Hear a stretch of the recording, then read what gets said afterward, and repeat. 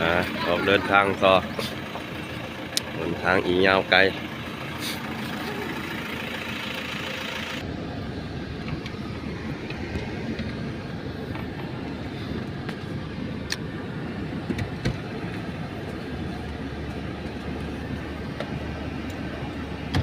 มานะแม่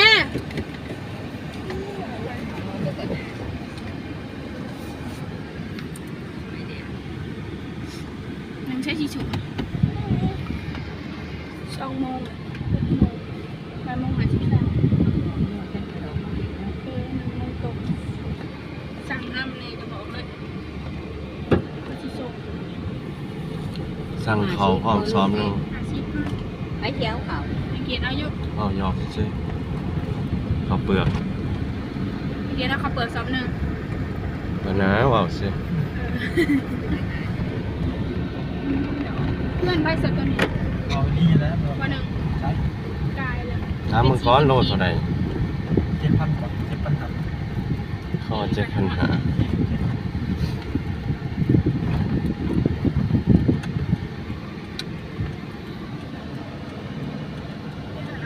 เดินทางต่อ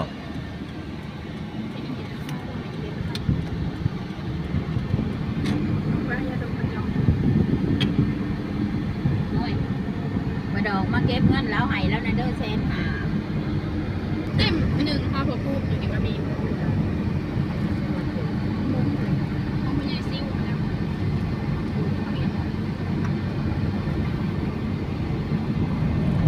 ให้ถึงเลขอีกคนแรกซิ่วอยู่เลยตอนนี้ถึง50,000มาสั่งมันมาเลยบ่มีบ่เลขเบียดกับลาบครับผม ไปถามเขาให้เห็นกูว่าย่านมึงเห็นดิ เจ้าก็อยากได้สนุก บอกเลย มาเรียกปลาเนี่ย ไม่เลี้ยงควายบ่ 3ที่ไปสอบก็นะพี่เป็น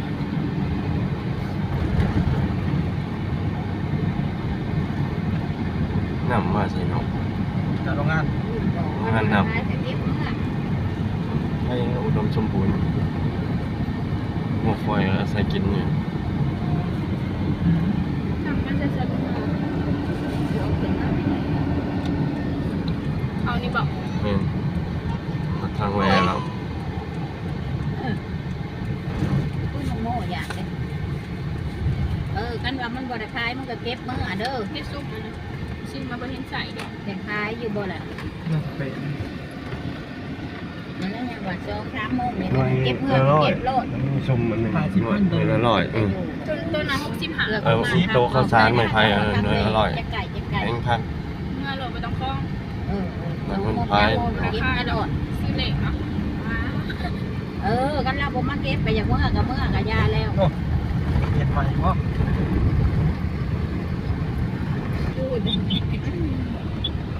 คนมาซื้อแรงตะตีหาเห็น ร้อนเห็ดกระแสบอยู่ไหนเพราะมันเห็ดแสบอยู่ เคยเห็นป่ะ มันกระเบิ้งมันกระเบิ้ง แรกๆเลยที่เห็ดมาชิมดูกับเห็ดจะเฉยได้กว่าแฉะใช่นับมีนกบอกพวกมีนกบอก เอามาบอกของร้าน บอกกระเทียบกับของเขานะ มันหวานผดถ้าบ่หมัก ไอ้นุ่มลายบอก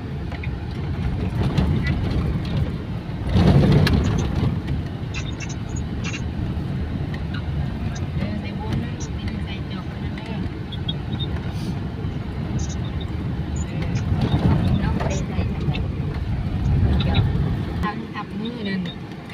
ตัวน้อยยังอยู่ใบเกต ทับเบาอีแล้ว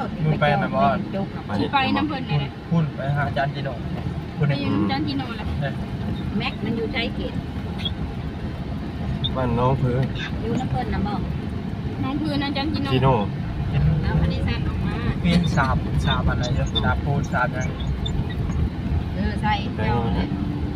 อันนี้สั่น เขามีเพจพันยูเขาบริษัทนะฮะกันตัวเสือบริโภคได้ยัง ก็เลยลืมไป หมอมันเป็นใจบวชนี่ไง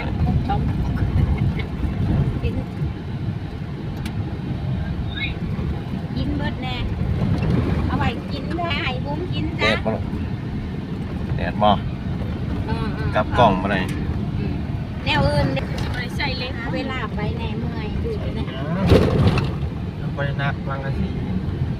โจ้ไปดูเรื่องนั่นแหละ ต่อเลยสู้ มันรับเท่าเจ็บแล้วเด็กก็ไปเอาทางใหม่ตะลอยแน่มากินดีกว่าแน่ บ่สบาย อยากเด้อเบ็ดเบิด คือผมมีเบียร์นึงในแห่ง คอยแล้ว เบิดมึง ลิ้นบุเป็นเห็นบุเป็น แล้วก็เฮียนลิ้นเนาะว่า จะ แล้วก็ เก้า ติด แห่ง แล้วเว้ย จะเก้าแห่งบริสุทธิ์ลินดูได้แห่งนั่งลินนอนลิน ขับไปได้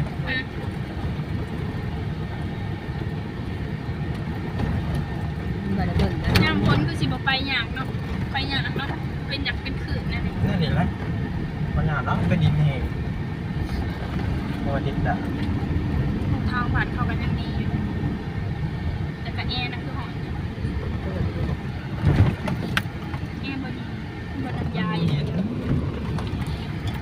มันสิเบิร์ดแต่เดี๋ยวต่อเขากันยังสิเบิร์ดตัวนี้เขาสิเอาตู้สัมผัส ไม่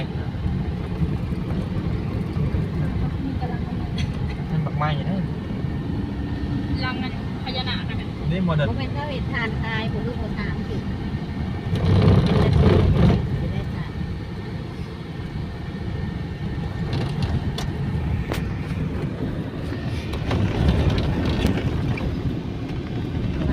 บ้านเนี่ย เปิดคึม ตู้เย็นอันตัวกลางบอกคือตัวหน่อย แบบ ตัวกลางเขาซื้อตัวหน่อยที่ปัญหา คึมมันแตกโอกเงา มันมีสองคึมก่อนนะคึมทางขา คึมสว่างอ่ะ อันนี้คึมยัง สว่างขาว อันนี้คึม ดิน อัน แต นี้ ก คึมมินแตกได้ยินแต่ว่าบ้านคึมจะคึมใช่ เงินพญาไส้ จะเคยลงมาเก็บเงินแต่คือว่าเคยลงมาอยู่ก่อน บ้านในชูไปเลยเนี่ยตอนนั้นก็ไปเท่านึงนะเบิร์ดตอนนั้นเป็นเทพ ข้างก็มีไหน มันก็เป็นทางลัดกับพญาไซเที่ยว ยังใช้เทล่ามาท่านอยู่นะ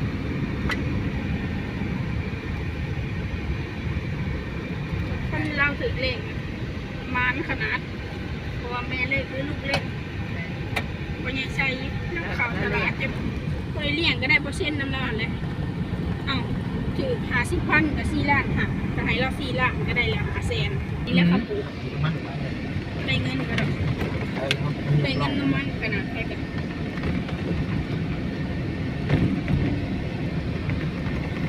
กระทุดเดชบริอุดเดียง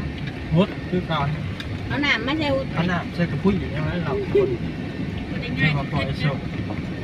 คันพลบ่ตกมันจะชาพ้นบ่ตกแต่ยันมันตายก็พด น้ำร้ายก็ไม่ได้เมื่อยมัน ที่เราจ้างมีสิ่งขนาดนี้นี่ เป็นบุคคลยกหรอก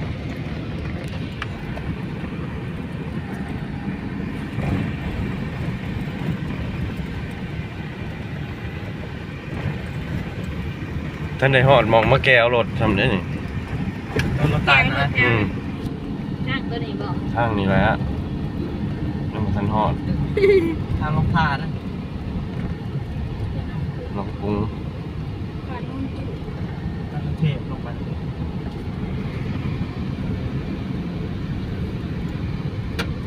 ผ่านอะไรยังกูยังคิดถึงมากกันจุด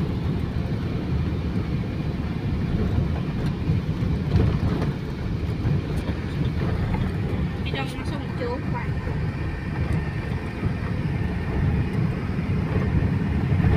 นี่ในครัวหน่อยแล้ว ให้แต่จะดองมาเนาะ ตายลุมใครจะมีทางเว้นยังวะ นี่กลัวตัวนี้ ครัวตัวนี้ จอดจะลุมนี่ พอดีในคุมนี่เลย เช็ดนะ ก็ไม่อยากบื้นนอน นอนอยู่ห่มพอดีนะ ใครจะเว้นเขามีทางเว้น แล้วก็ทิ้ง ตายแต่ที่เขาลงไปขาย งั้นนะเห็นครับ ต้องหาเราขี่รถมาหา เขาลงขายบ้านซึ่ง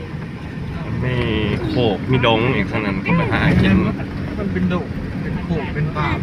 ลงต่อ คือ ใส่ แสน กัน หา กับ แสนนี่นะ เอาลงไปนะ บ้านนั่นน่ะ ผาแดงผาด่างอะดิ อืม ลงไปนะค่อยผาป่าผาแด ไป ง หากินเข้าไปยิงบางยิงต่อกระบอกไอ้ป่าลงมันต่อใส่บ้านนั่นราคาเบี้ยขาวน่ะมันหลอกเซ่ลงไปใช่ปะ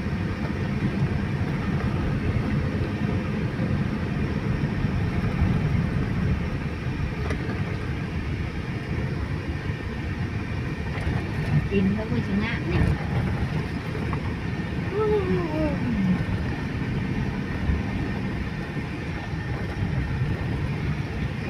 ดินเจ้าไปทุกเพื่อนแต่ว่าพุดก็บ่อยากได้ งามมันแน่เนี่ยพอเรื่องพวกคูณก็ลืมดอกคูณนั่นนี่ บ่มีครับ นี่ดอกไอ้วัดก็มีหรอกแต่ห้าเอาหนาไก่สิฮอดแล้วนะพิษนี่ไปนี่ โอ้ อืม กลายเครื่องแล้ว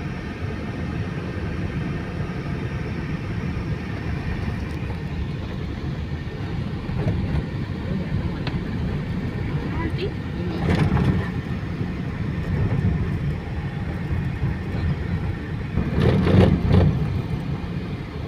เบิดง่ายได้คันจ่าย50นี่เที่ยวแต่บ่จ่ายเพราะ มันก็ดันไปหน่อย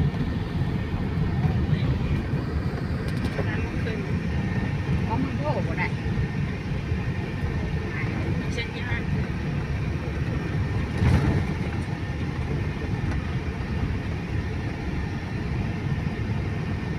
จีเรียนนะ เล่นในอาชีพแบบนี้ ผ่าเนาะจะมีหาบอลนั่นเลย ขาเรียนรอโหมีชี้ตัดเลยนะ โดเรมอน ถ้ามีชี้ขาตัดก็สิงามนั่นแหละเบิดคุยแล้ว แล้วสี ชี้คนยาแบบของมันนัดก็เอาไว้ใช้ราคาตัวนี้เลย ขายยังโน้น แล้วแม่นัง เขาขายสนอ ขาย ทำกินบางไม้บางไม้เลย กินยังเสียซึก มันสิบบาท มีเกณฑ์ตามราคายังไง ถามสิซื้อบ างไม้สิบ กินยังไงสิบ่ ดาวโรจากเหล็กเขาโรจากหลีกคนตัวเอง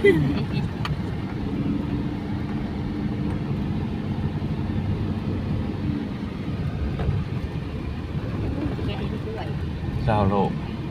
อุ้ยอยู่แถวขุนแปดก็มีคือการย่างเลยโลกอีกแล้ว มันก็บริสุทธิ์เต็ม มันมีน้ำเนาะยืนในห่มเจ้าซ้ำนี้ไม่ลงอาบน้ำเฮ้ยลำหวยลำหอง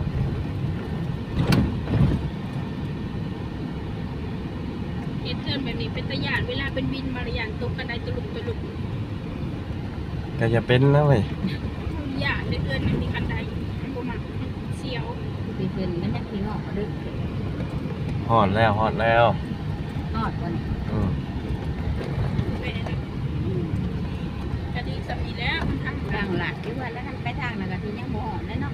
ลายแสงปวดเลย ทางลัดจะวันนี้ อืม มันตะ โหนี่ทรงไทยได้นี่นะแต่บ่แหลม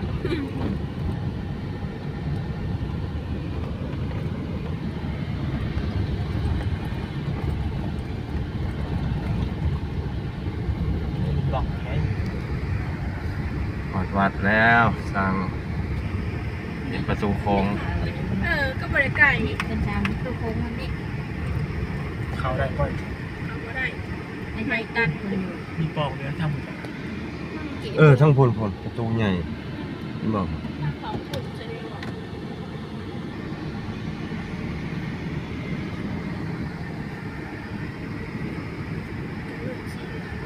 กำลังสั่ง นี่แบบกลับมาแล้ว นี่ที่ไปกับเพิ่นดูๆนะ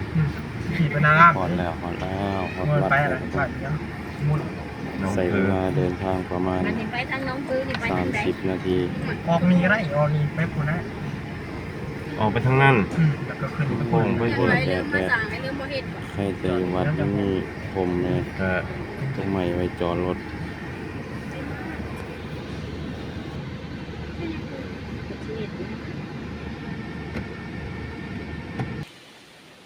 ฮอดแล้วฮอดแล้วบุ้ยไฟจับกล้องให้เลยบ่ได้ถ่าย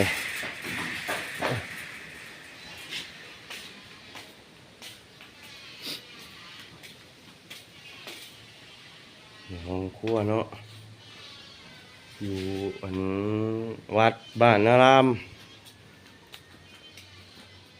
วัดบ่ใหญ่เนาะบ้านขันอยู่ซะเนาะ